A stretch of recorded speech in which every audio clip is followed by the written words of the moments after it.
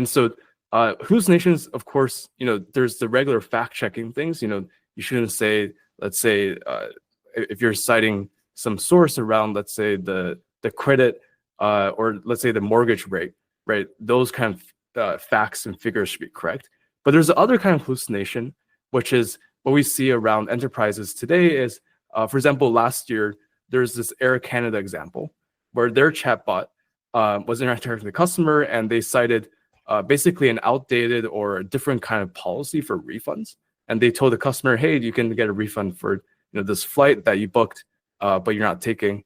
But in fact, there really wasn't a policy like that. They confused, the chatbot confused, what was going on. And I think the chatbot behind the scenes was kind of GPT-4.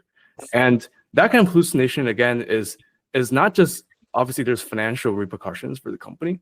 There's still also actual safety and ethics point of view where, going back to the trust point, there's this kind of trust that the consumer has when interacting with a chatbot, because that's actually a personal relationship, right, with, let's say, in this case, Air Canada and that customer. Now that customer understands, and everyone understands that actually when we talk to a chatbot on Air Canada's website, maybe we should take everything with a grain of salt.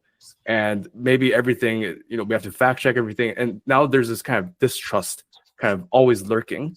And so that kind of hallucination, again, it's not just, these facts and figures are harmful, but actually in the long term, it actually harms the relationship. And so that's something we work on as well, is look at how do we kind of do these hallucination reduction in a customized way, right? If there's specific things around policies that are changing, or if there's very specific analyses we want to do with hallucinations, we allow that and enable some of that research for customers.